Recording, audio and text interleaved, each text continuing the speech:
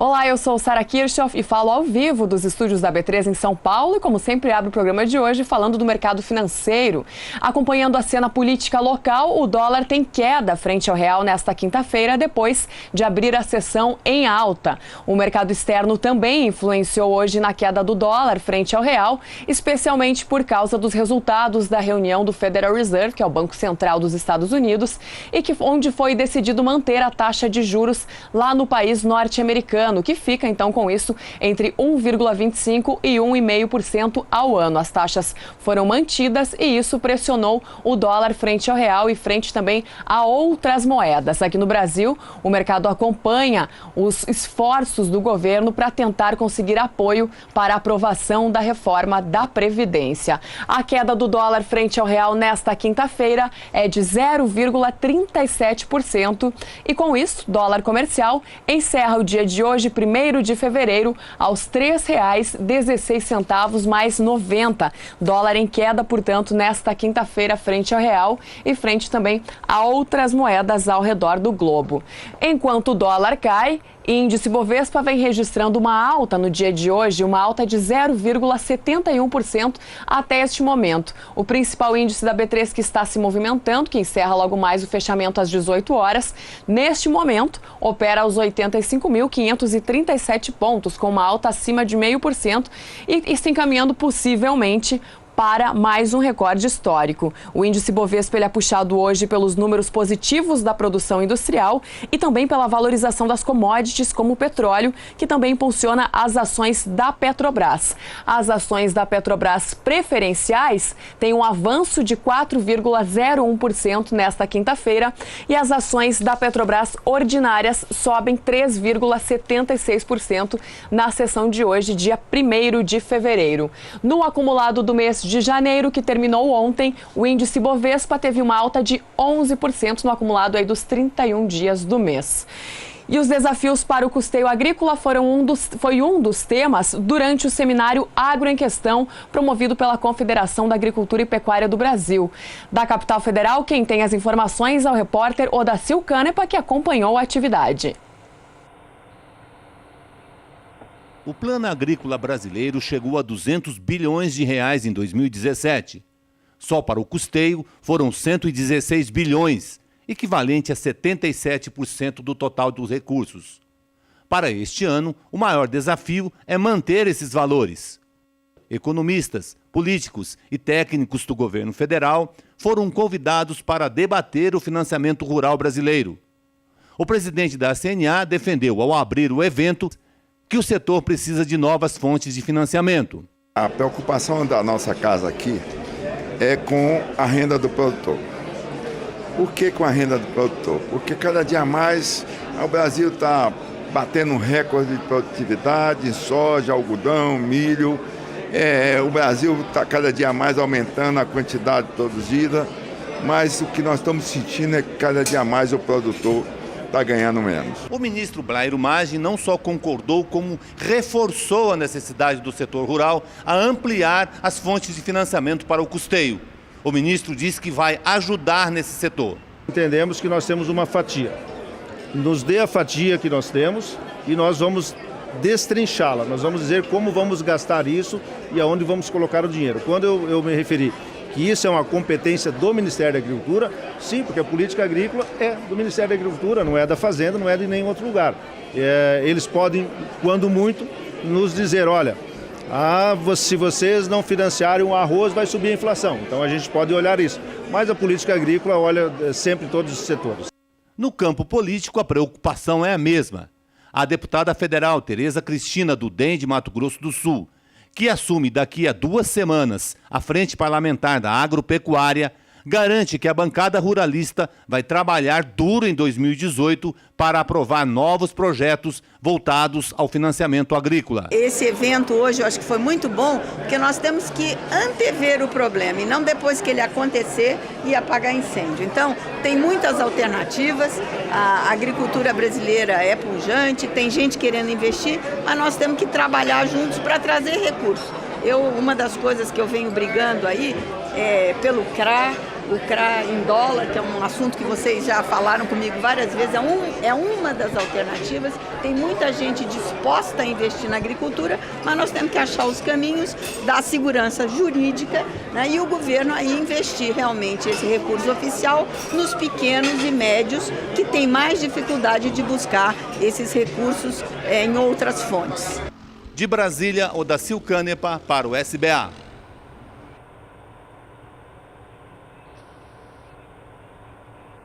E o mercado do trigo tem liquidez menor e movimento cada vez mais lento, especialmente com a chegada da entrada da colheita da soja, a proximidade da colheita da soja, especialmente no Rio Grande do Sul, na região sul do país, que é a região que mais produz trigo no Brasil.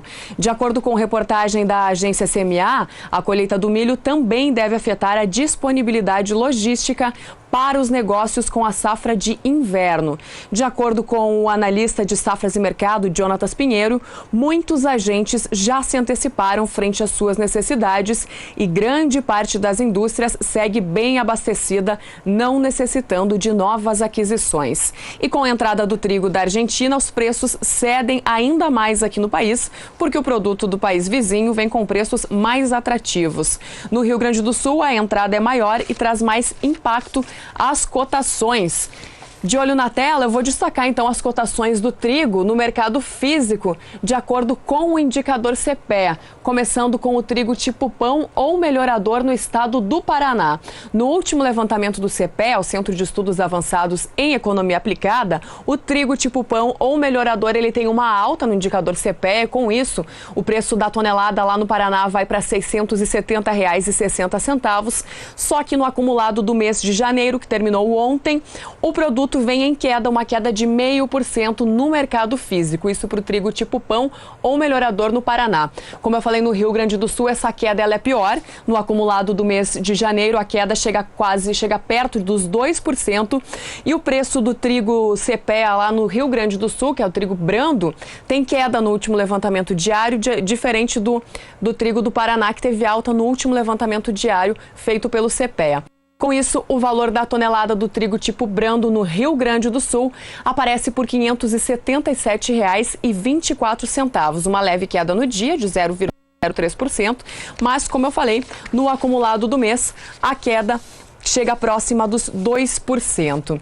Do mercado físico, vamos passar para o trigo no mercado futuro, lá na Bolsa de Chicago, que nesta quinta-feira vem em queda. De olho na tela, eu começo destacando os contratos com entrega em março, que hoje recuam em 0,16% e aparecem por $4,51 o bushel nos últimos negócios. Contratos com entrega em maio, em queda de 0,26% por $4,64 o bushel. Contratos com entrega em julho, em queda de 0,20% por $4,78 o bushel. E contratos com entrega em setembro, em queda de 0,15% por $4,91 o bushel. O trigo, portanto, vem em queda tanto no mercado físico, no acumulado do mês de janeiro, aqui no Brasil, trigo no Rio Grande do Sul e no Paraná. E hoje o trigo também cai no mercado futuro lá na Bolsa de Chicago. E as chuvas vêm atrapalhando o plantio do milho em diversos estados. Para saber como que fica o tempo nos próximos dias para os produtores de algodão, não de milho, os produtores de algodão, vamos chamar Juliana Rezende, da Somar Meteorologia, que vem por aí trazendo as primeiras informações do tempo, destacando, portanto, a produção de algodão no centro-sul do país. Olá, boa tarde a todos. Os produtores de algodão do Mato Grosso seguem avançando com as atividades de plantio e agora já foi plantado mais de 50% das lavouras na região. A disponibilidade hídrica ainda segue favorecendo grande parte dessas lavouras porque o solo segue com bastante umidade. Aqui na região do Mato Grosso, a umidade ainda varia de 80% até 90%. Nos próximos 5 dias, ainda temos previsão de pancadas de chuva. Isto porque um corredor de umidade vai seguir atuando na região e acaba sendo organizado por uma frente fria que se forma na costa do Espírito Santo. Então, não se descarta a ocorrência até de temporais nessas regiões mais escuras do mapa. Mato Grosso também deve receber receber pancadas de chuva de forte intensidade e o volume fica em torno de 50 milímetros em 5 dias.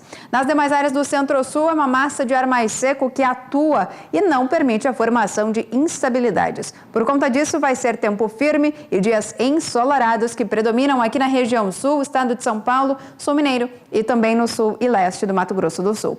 No decorrer da segunda semana, volta a chover na maior parte do Centro-Sul. Então, grande parte aqui da região central do Brasil ainda recebe chuvas mais expressivas, enquanto que na região sul a chuva retorna aos poucos, ainda com baixos volumes de água. Ao longo do terceiro e último período, as instabilidades voltam a ganhar intensidade na maior parte do Centro-Sul. Então vai voltar a chover mais expressivamente aqui na região sul, entre o norte gaúcho até o Paraná, onde a chuva ganha mais intensidade. Agora, na região central do Brasil, a chuva começa a perder um pouco mais de força no norte de Minas Gerais, de Goiás, ainda também em alguns pontos do Mato Grosso. Mas, de maneira geral, as instabilidades ainda seguem ocorrendo no estado do Mato Grosso, especialmente em áreas produtoras de algodão. Por conta disso, não se descarta a ocorrência de transtornos em relação ao andamento do plantio das lavouras na região. Daqui a pouco eu volto com mais informações do tempo.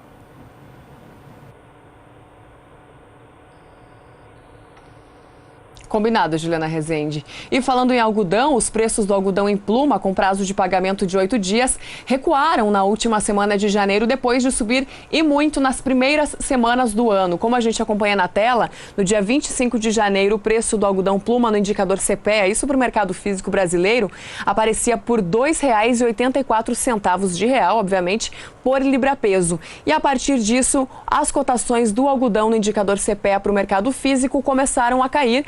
E no último levantamento do CPEA, que foi divulgado na noite de ontem, o preço do algodão pluma nesse indicador aparece por R$ 2,75 por libra-peso. Ele constantemente nos últimos dias. Entre os dias 23 e 30 de janeiro, o indicador recuou mais de 2,5%. Para os pesquisadores do CPEA, essa desvalorização está atrelada às quedas dos preços internacionais também neste fim de mês, que terminou ontem, no caso. Além disso, as indústrias resistem em aumentar os preços, alegando dificuldades no repasse das altas da matéria-prima aos fios e produtos derivados. E também há uma mistura de algodão nos lotes, de acordo com os pesquisadores do CPEA. Mas apesar da queda nos últimos dias de janeiro, no acumulado do mês, o algodão em pluma com prazo para pagamento em 8 dias tem uma variação positiva de mais de 3,5%. No mercado internacional, mercado futuro, o algodão tem um dia de alta hoje na Bolsa de Chicago, sustentado especialmente também pela alta do petróleo. De olho na tela, eu começo destacando os contratos com entrega em março, que tem um avanço de quase 1,5% nesta quinta-feira. Uma alta importante para o contrato de março, que com isso termina a sessão de hoje lá na Bolsa de Nova York em 78 centavos de dólar por libra-peso. Os contratos com entrega em maio avançam 1,39%, também um avanço muito parecido com o contrato de março, e com isso aparecem por 79 centavos de dólar por libra-peso. Contratos com entrega em julho em alta de 1,5% por 80 centavos de dólar por libra-peso, e contratos com entrega em setembro com alta de 1,22% por 75 centavos de dólar por libra-peso. Todos os principais contratos para o mercado do algodão têm altas bem significativas nesta quinta-feira na Bolsa Futura de Nova York. E o mercado do campo faz um rápido intervalo e daqui a pouquinho a gente volta com as cotações atualizadas para o mercado do café e com mais informação. Não saia daí. Estamos de volta falando ao vivo dos estúdios da B3 em São Paulo. E em 2017, as vendas de fertilizantes no Brasil subiram 1%. Esse adicional que parece tímido, de somente 1%, garantiu que as vendas fossem recorde histórico para o mercado de fertilizantes aqui no país. 34% das vendas ficaram concentradas especialmente no terceiro trimestre do ano, destinadas principalmente para o cultivo de soja. Sobre este assunto, o jornalista Walter Pulga Júnior conversou com o analista da FC Stone, Marcelo Melo, e nós vamos acompanhar a entrevista. Marcelo, obrigado por ter vindo, participar do nosso programa. Vamos falar sobre fertilizantes, produtor rural de olho no que está ocorrendo. E eu pergunto, nós continuamos crescendo no consumo de fertilizantes? Somos o país que mais cresce em consumo de fertilizantes no mundo? Isso, na verdade, Puga, o Brasil é o quarto maior consumidor mundial de fertilizantes e como ele produz muito pouco internamente, nós somos o maior importador de fertilizantes mundial. E, de fato, o ano que passou foi um ano recorde. Nós subimos, na verdade, o consumo cerca de 1% contra o ano anterior, que havia sido o ano de 16, e chegamos a esse ponto recorde de 34,4 milhões de toneladas consumidas. Mas eu vejo o mercado seguindo crescendo. Em média, nós costumamos crescer cerca de 5% ao ano nos últimos 10, 12 anos, em média. E, na verdade, de 15 para 16, nós crescemos 11%. E agora crescemos mais 1%. Então, nesses últimos 2 anos, de maneira geral, nós crescemos um pouquinho mais do que a nossa média histórica, não é? Agora, a perspectiva é que continuemos crescendo por quê? Porque aumentamos a área plantada, porque estamos produzindo mais. Por que esse aumento no consumo de fertilizante? Então, no passado, porque o Brasil crescia muito a área plantada. Atualmente, nem tanto, cresce ainda um pouco a área plantada, mas de qualquer maneira, mesmo mundialmente, há uma tendência de um investimento cada vez maior em produtividade para que na mesma área você consiga ter um volume da safra, de produção de safra maior ainda, não é? Então essa é uma tendência generalizada e o Brasil segue isso, né?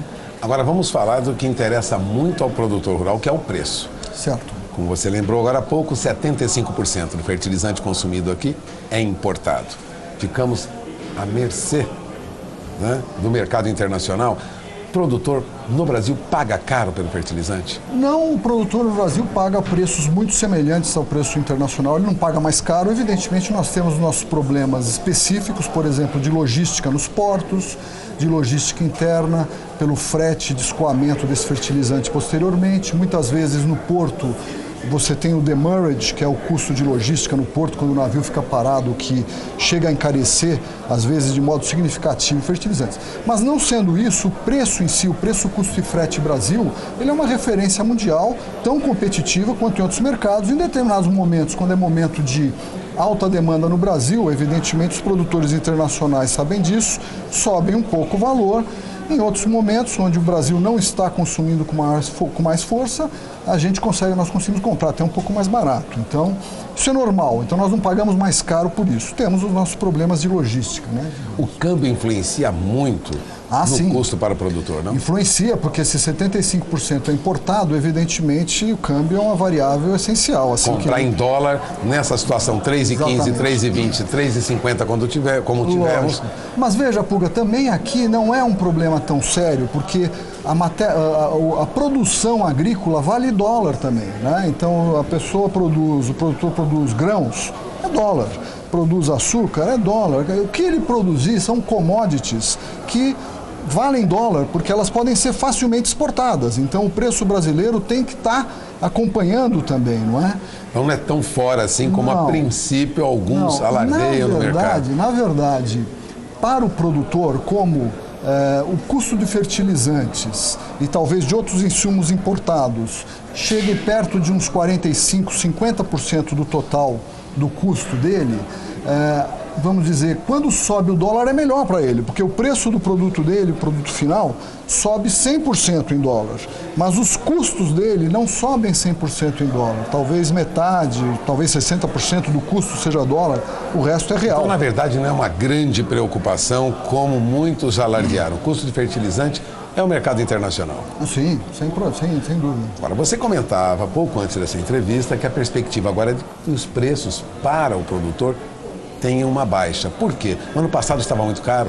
Então, nós viemos com preços bem baixos a partir de março, abril de 2017. E fomos assim até setembro. Agosto, setembro. A partir de agosto, setembro, dois dos componentes do fertilizante é o NPK, nitrogênio, fósforo e potássio. Então, basicamente, o nitrogênio e o fósforo subiram muito fortemente. O nitrogênio a partir de final de julho, começo de agosto, e o fósforo a partir de setembro, por N circunstâncias mundiais. E eles estão agora praticamente no topo deste ciclo de preço. E acabando, agora nós estamos começando o ciclo de compras para o plantio no hemisfério norte, né? Na China já há um consumo muito grande, já vem muito forte, puxando preços e puxando o mercado. Mas agora começa os Estados Unidos a se preparar para o seu plantio, é muito importante. Os Estados Unidos é um player muito grande. E passado esta situação, passado o plantio, o forte da demanda para o plantio nos Estados Unidos, eu acredito que isso é até março, abril, passa, vamos dizer, o produto já vai ter que estar pronto para todo mundo estar consumindo. Então, passado isto, a minha expectativa é ver preços caindo com uma certa força, tanto nos nitrogenados quanto nos fosfatados. O terceiro elemento é o potássio. Esse subiu menos, mas tem subido constantemente um pouquinho, todo mês ele sobe um pouquinho e ele vai continuar subindo mais um pouquinho. Né? Em compensação, os outros produtos devem ceder de modo que para a produção de fertilizante o preço médio deve ceder um pouco. Eu acredito, por exemplo, em cima desta avaliação, eu não recomendaria uma antecipação de compras para a safra verão. Não é? O pessoal de grãos gosta muito de quando chega em fevereiro, março, fazer antecipação da compra deles. Por quê? Porque ficou pronto a safra deles agora, não é? E então eles estão começando a plantar a safrinha e daí eles vão e já aproveitam e compram o que eles vão precisar ali em agosto, setembro, outubro, né? Não é um momento adequado esse ano, porque os preços estão muito altos. Então é melhor esperar pelo menos até abril, maio, nós vamos ver os preços caindo com muita força, eu acredito. Agora vamos falar um pouco sobre a perspectiva lá na frente. O Brasil tende, no futuro, a produzir mais fertilizantes do que produz hoje? Ou vamos continuar nessa dependência do mercado externo? O produtor que planeja aí os próximos 5, 10, 15 anos, verá a produção de fertilizante crescer no Brasil ou nós não temos alternativa? Olha, eu acredito que nós vamos crescer um pouco a nossa produção, mas, de certo modo, isso não é um problema, né? Porque é uma commodity. Então, mesmo que o Brasil produz ferro, mas o preço do ferro aqui nem por isso é mais barato do que lá fora, porque a Vale não vai vender ferro no Brasil se ela tem um preço melhor lá fora. Então, se você produzir fertilizante internamente, como ele é uma commodity, você vai estar também circulando contra o preço internacional da mesma maneira, né? Então, eu não vejo isso como problema. E apesar disso, eu acredito que o Brasil vai crescer um pouco a produção. Contudo, o consumo é capaz de crescer mais ainda. Ou seja, vamos continuar nessa dependência de importação de fertilizantes. Sim. Eu acredito que sim.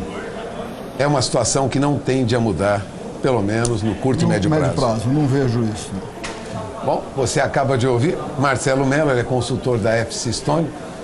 Perspectiva é de preços para fertilizantes com tendência de baixa na média e agora não seria o momento de antecipar a compra. Passamos o recado? Safra verão. Sim, safra verão. Agora o pessoal vai começar a plantar a safrinha, né? Daqui a pouquinho. E a safrinha já está basicamente comprada. A maior parte dos produtores já comprou, quem não comprou já está ali nos distribuidores pronto para isso. E aí até tem um ponto interessante. Este ano nós fizemos um consumo de 34,4 milhões em 2017, recorde brasileiro. O ano que vem eu tenho certeza que nós subiremos isso. Talvez não os 5% que nós crescemos em média, mas por quê? Porque os preços do milho estão muito baixos. Eu acho que o investimento em produtividade, ou seja, em fertilizantes na produção da safrinha esse ano será menor que no ano passado. Mas eu tenho certeza que apesar disso, nós subiremos o consumo por conta da safra verão, que daí sim nós vamos comprar bastante, como sempre. Então, entre comprar menos para a safrinha esse ano, que eu acredito que vai acontecer, e comprar um pouquinho mais para a safra verão depois, na média eu acho que o Brasil esse ano, em 2018, vai passar das 35 bilhões de toneladas, talvez 35 bilhões e 500. Será um novo recorde no ano que vem. Bom, você acaba de ouvir Marcelo Mello, consultor da FC Stone, especialista em fertilizantes, consultor nessa área específica de fertilizantes. Agradeço sua presença aqui, Marcelo. Obrigado pelas suas informações. Eu que agradeço. Encerramos a entrevista, voltamos ao programa.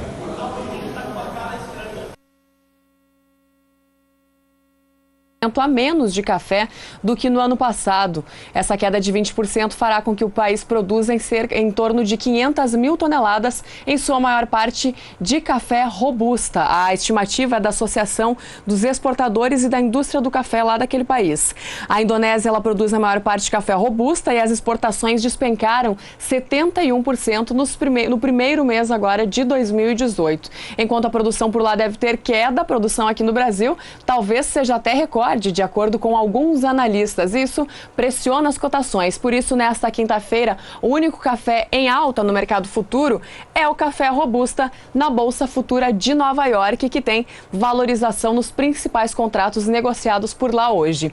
De olho na tela, eu vou começar destacando os contratos com entrega em março, que tem uma valorização de 0,39% na sessão de hoje e, com isso, aparecem por $1.769 a tonelada.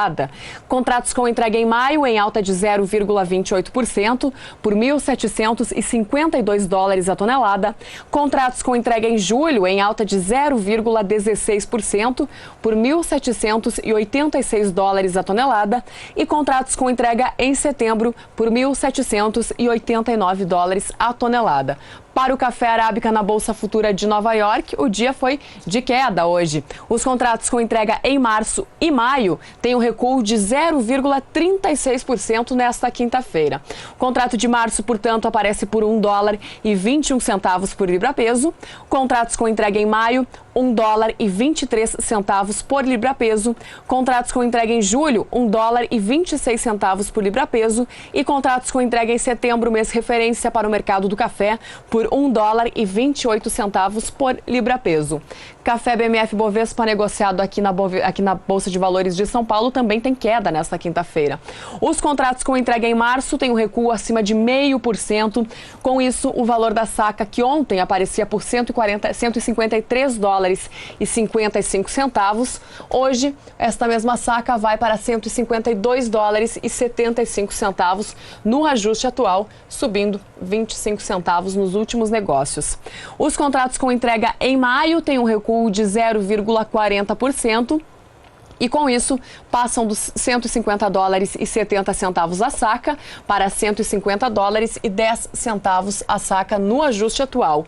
Contratos com entrega em julho em queda de 0,37% por $146,45 a saca. E contratos com entrega em setembro com 660 negociações em queda de 0,39%, encerrando a sessão de hoje em $153,55 a saca.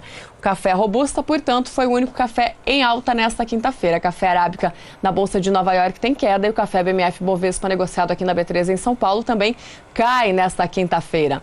E o mercado do campo faz um rápido intervalo. Daqui a pouquinho a gente volta com mais informações e com as cotações atualizadas para o mercado da soja e do milho. Não saia daí.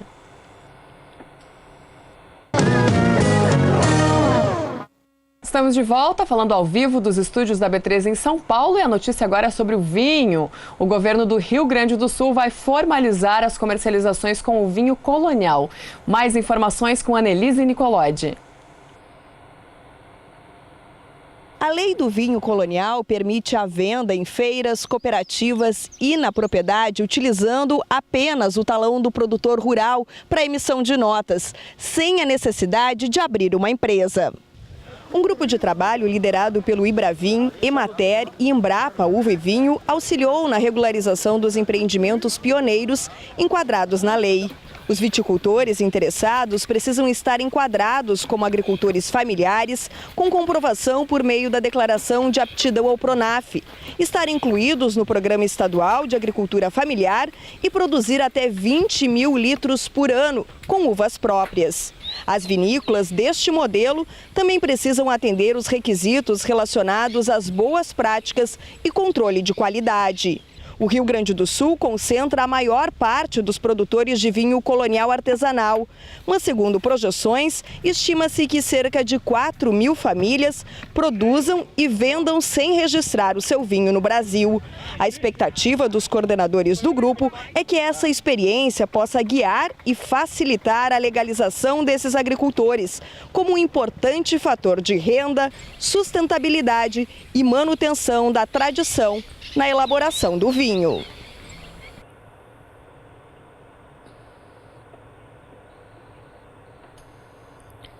E as chuvas que atingiram o sul do país, especialmente Guarapuava, no Paraná, e Água Doce, em Santa Catarina, impactaram na produção de batata padrão tipo Ágata. E os preços, é claro, também foram impactados.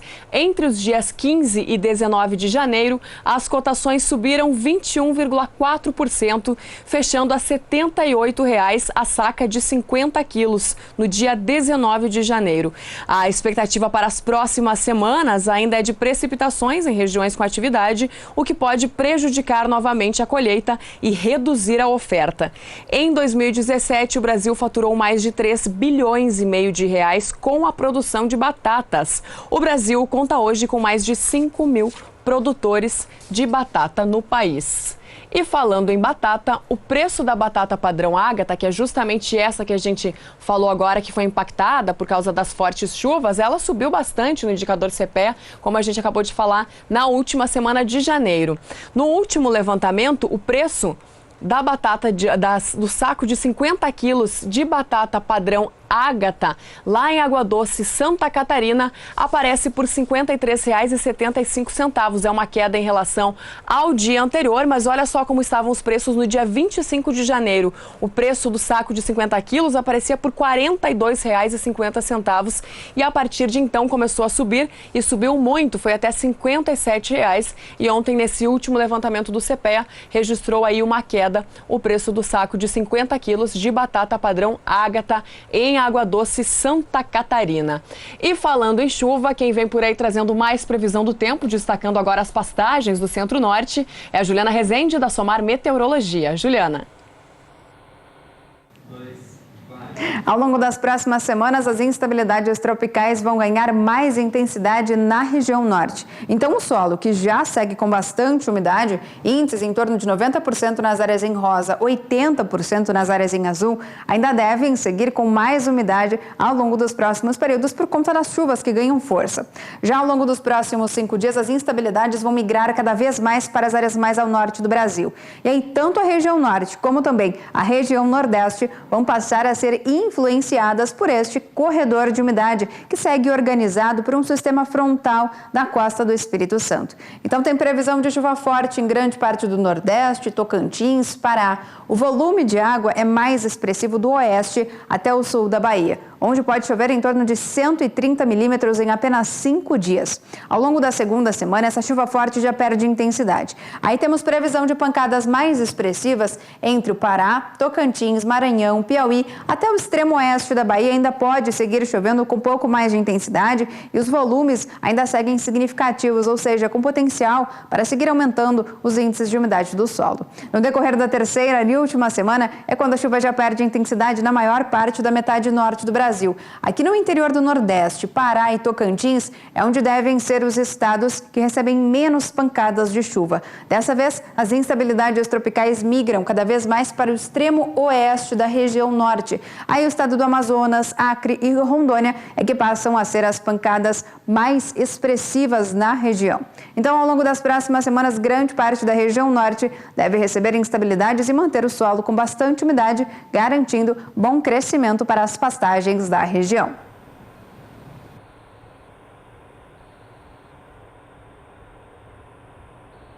E dando seguimento ao movimento de realização de lucros, a soja tem mais um dia de queda hoje na Bolsa de Chicago. As exportações norte-americanas também ficaram abaixo do esperado. Além disso, também há o fator do clima na Argentina, que parece estar mais favorável. As previsões são mais favoráveis para o clima na Argentina e isso, é claro, pressiona as cotações. Na tela a gente acompanha como que foi a queda da soja hoje lá na Bolsa de Chicago. Os principais contratos estão no vermelho e a maior parte deles tem queda aí em torno de 1% na sessão desta quinta-feira. Os contratos com entrega em março têm um recuo acima de 1%, de 1,07%, e com isso o valor deste contrato nos últimos negócios aparece hoje por $9,85 o bushel. Contratos com entrega em maio também em queda acima de 1%, por $9,96 o bushel. Contratos com entrega em julho em queda exatamente de 1% hoje, por $10,06 o bushel. bushel e contratos com entrega em agosto com uma queda de 0,98% por $10,08 o bushel. Soja com quedas significativas nesta quinta-feira lá na Bolsa de Chicago e também aqui na B3 em São Paulo. Os contratos com entrega em março para a soja BMF têm uma queda acima de 1% nesta quinta-feira.